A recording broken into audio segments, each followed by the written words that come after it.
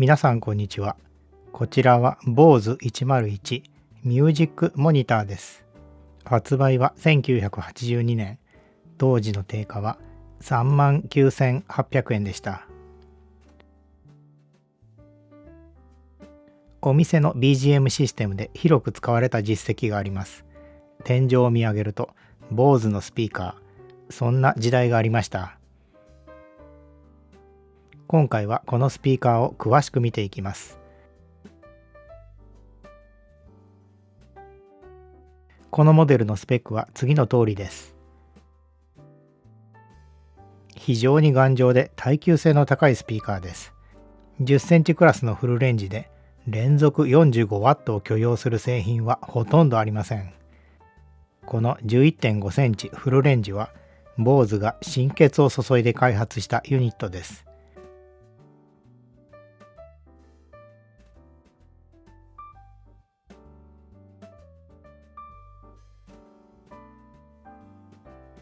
このボイスコイルは高温に耐える特別な作りです。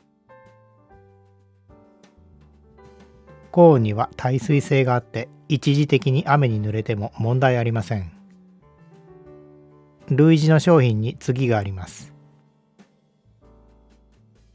1982年に登場してからいろんなタイプの製品が作られました。2000年に生産終了するまでの18年間に200万台作られたと言われています。今回のモデルは最初に登場した101mm です。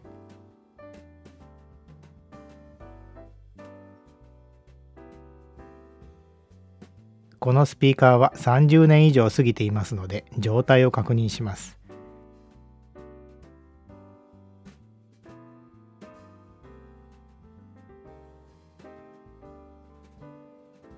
外観に全く異常ありません。布製のエッジも劣化していません。中身を見ていきます。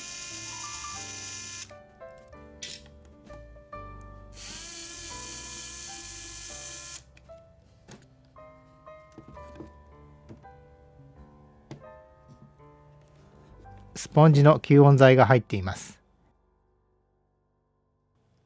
ユニットのフレームは耐熱性のある強化プラスチックです。かなり大きなマグネットがついています。イコライザー回路が見えます。電球のようなものが使われています。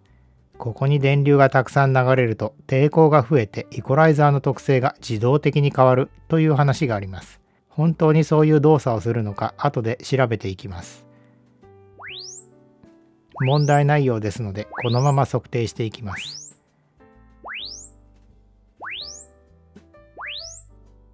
まずはユニット単体のインピダンス特性です。低域の再生限界を決める F0 は 117Hz です。強力な磁気回路のせいで Q が低くなっています。インピダンスが 1.7 オームしかありません。このユニットはイコライザーと一緒に使うことを前提に設計されていて、単体で鳴らすことはできません。こちらは元の箱に入れた時のシステムインピダンスです。この場合のインピダンスは4オームでバスレフの共振周波数は 70Hz です。中域の山はイコライザーの特性と関係ありそうです。こちらはイコライザー単体の特性です。青はユニットを負荷にした時の特性、オレンジは抵抗負荷の特性です。青いカーブは実際のイコライジングカーブに相当します。中域を落とすことで低域と高域を相対的に持ち上げています。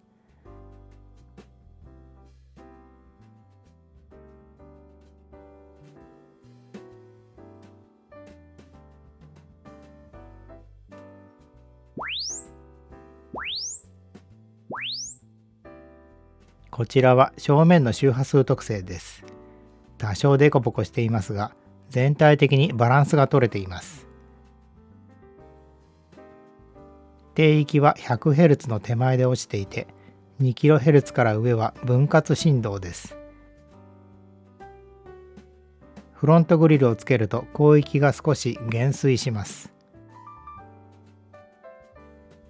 電球のような抵抗体によってイコライザーの特性が自動的に変わるという話がありましたが、どうでしょう。入力を変えて測った結果をレベルを揃えてみたものです。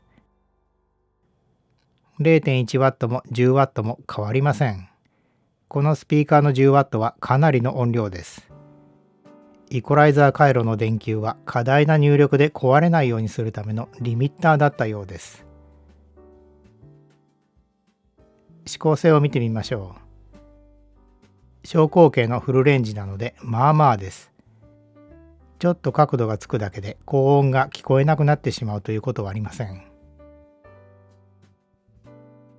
これはバスレフポートの遅れです。遅れが小さいということは共鳴が控えめで低音増強の役に立っていません。このバスレフポートは歪みの低減と冷却がメインのようです。こちらは 1W の歪み率です。低域以外 1% 以内に収まっています。まずまずの結果です。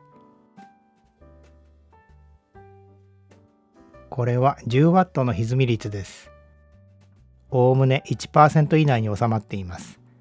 BOSE のこのユニットは大音量でも音が崩れません。これはユニットの耐熱性を調べた結果です。BOSE は 200°C の環境に耐えます。民生用では明らかに過剰スペックです。軍用や航空宇宙用にも使えそうなユニットです。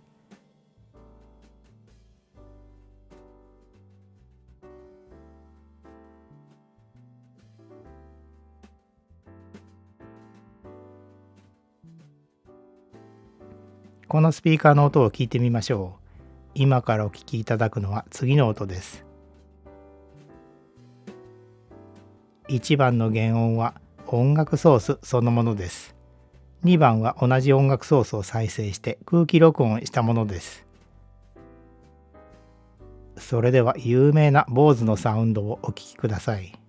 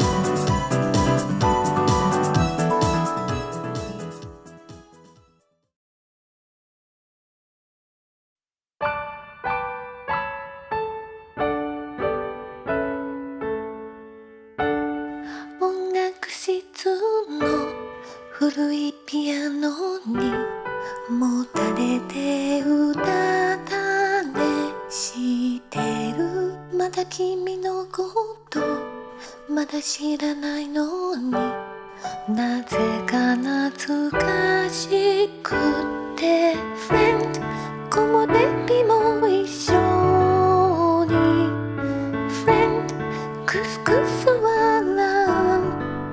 てるよ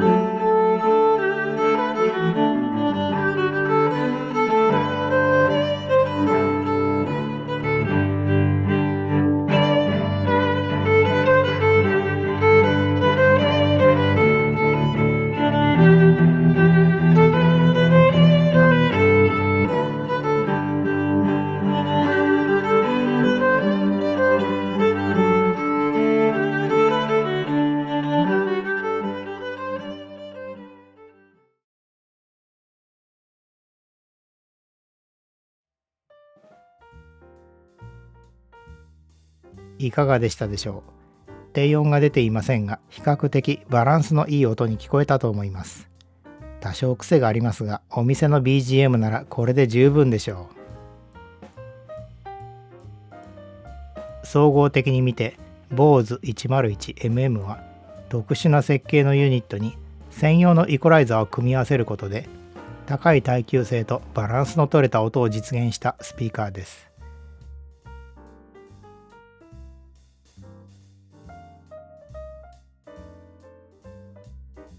同じユニットを使ったハイファイ向けの商品もありましたが、独創的なものが多くてあまり市場に受け入れられなかったようです。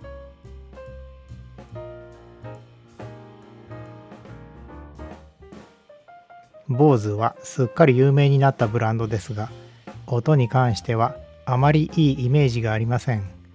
どちらかといえば耐久性を求める用途に適した製品だったと思います。